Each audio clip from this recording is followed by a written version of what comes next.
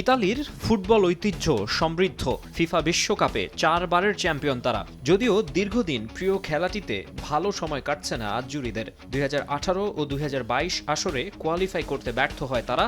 এবারও খেলতে হচ্ছে প্লে অফ। তবে ফুটবলে সুবিধা করতে না পারলেও ক্রিকেটে খুলেছে নতুন দুয়ার। ক্রিকেটে বিশ্বমঞ্চে জায়গা করে নিয়েছে ইউরোপের দেশটি। টি-20 বিশ্বকাপ বাছাই পর্বের বাধা পেরিয়ে গড়েছে ইতিহাস।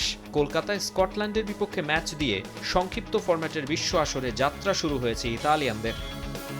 ওয়ার্ল্ড টি-20তে তাদের প্রথম ম্যাচের প্রতিপক্ষ বাংলাদেশের জায়গায় সুযোগ পাওয়া স্কটল্যান্ড। ইডেন গার্ডেন্সের প্রায় দর্শক শূন্য গ্যালারি সাদরে আমন্ত্রণ জানায়নি ইতালিয়ানদের। 22 গজের জার্নির শুরুটাও হয়নি সুখকর। ফিল্ডিংয়ের সময় কাঁধের ইনজুরি নিয়ে মাঠ ছাড়তে হয় তাদের অধিনায়ক ওয়েন ম্যাটসেনকে।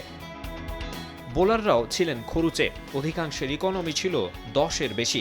জর্জ মানসের 84 রানের ইনিংসের সুবাদে আইসিসির সহযোগী সদস্য দেশগুলোর মধ্যে সর্বোচ্চ দলীয় সংগ্রহের রেকর্ড গড়ে স্কটল্যান্ড। যুক্তরাষ্ট্রের 197 রান টপকে আগে ব্যাট করে 4 উইকেটে 207 রান করে স্কটিশরা। জুস রাখতে আমার পছন্দ স্টাইলিশ ও ফুড গ্রেড আরএফএল চক। জুস রাখার জোশ জগ।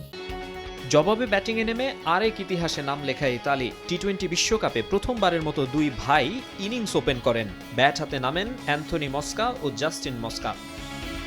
যদিও মস্কা ব্রাদার্স পার্টনারশিপ গড়তে পারেনি। মাত্র এক বলে কোনো রান যোগ না করেই শেষ হয় তাদের জুটি। তবে স্বপ্ন দেখায় মানেন্তি ব্রাদার্স জুটি। বেন ও হ্যারি মানেন্তির 73 রানের জুটিতে চমকের অপেক্ষায় ছিল ইতালিয়ানরা, কিন্তু শেষ পর্যন্ত পেরে ওঠেনি তারা। মাইকেল লিস্ক 4 উইকেট নিয়ে ধসিয়ে দেন নবাগতদের ব্যাটিং লাইন আপ। মাত্র 21 রানের ব্যবধানে 7 উইকেট হারিয়ে 134 রানে অল আউট হয়ে ম্যাচটা 73 রানে হেরে যায় ইতালি। মাকসুম আলম খান, সময় সংবাদ।